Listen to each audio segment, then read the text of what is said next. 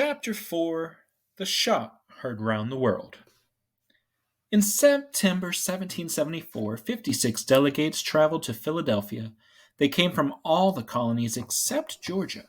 The delegates met to discuss the troubles in Massachusetts.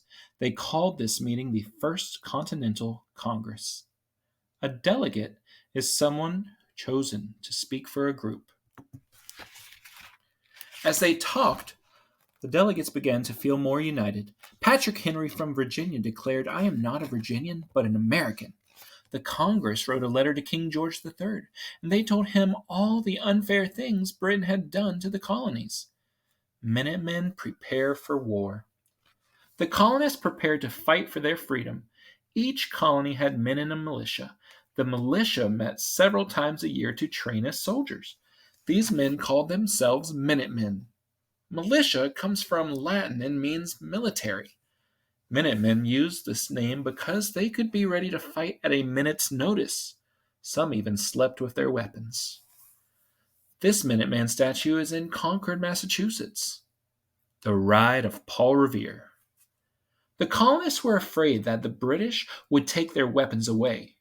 In Massachusetts, Minutemen hid guns and gunpowder in the village of Concord. Concord is 17 miles from Boston. The night of April 18th, 1775, British soldiers left Boston. They planned to go to Concord and capture the weapons.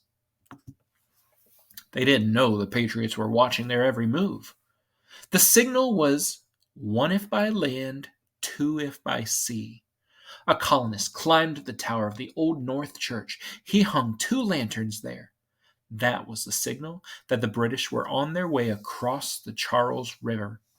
A silversmith named Paul Revere knew what the signal meant. He had to warn the colonists. Paul rode across the river from Boston. He and another rider, William Dawes, leapt onto horses. They dashed off to Concord by different roads. One story says Paul forgot his spurs. He sent his dog home with a note asking his wife to send them. Then Paul rode through the countryside yelling, "To arms! To arms!" Sleepy patriots stumbled out of bed. They grabbed their muskets or arms and rushed to head off the British. "They promised to blow my brains out if I attempted to run," Paul Revere said. Paul and William Dawes met up again as they raced toward Concord. They were joined by a young doctor named Samuel Prescott. As the 3 riders approached Concord, British soldiers stopped them. They took Paul prisoner, but William Dawes and Dr. Prescott escaped to warn the colonists. Lexington and Concord. The British marched into Lexington.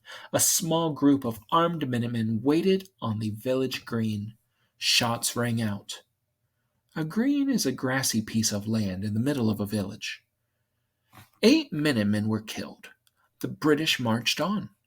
But by now, Minutemen from nearby villages had flooded into Concord. One militia group raced 16 miles to reach Concord. When the British arrived, a group of Minutemen were waiting on Concord's north bridge. They began firing. The British were badly outnumbered. They knew they could not win. They turned back to Boston. Retreat means to turn back. As the British retreated, Minutemen hid behind stone walls, trees, and bushes. They shot at the soldiers. The British were used to fighting in straight lines. They couldn't see who was firing at them. Many British soldiers were killed or wounded before they could get back to Boston. Revolution means a sudden change in government without an election.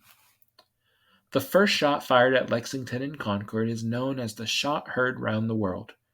The American Revolution had begun. These are weapons of the Revolution. Muskets were the most common weapon in colonial times. They were 6 to 7 feet long. They were hard to aim and often missed. Their range was about 100 yards, which is the length of a football field. Colonial weapons were bulky and hard to use, like a bayonet. Muskets often had bayonets fitted on one end. A bayonet is kind of like a sword. A musket with a bayonet on it gave soldiers 2 weapons in one. It took time to reload them between shots. A rifle. Rifles were about 5 to 6 feet long. A good marksman could hit objects 300 yards away with a rifle. In other words, again, 3 football fields in length. Cannon. Cannons were the most powerful weapon in the war. They could hit a target several hundred yards away.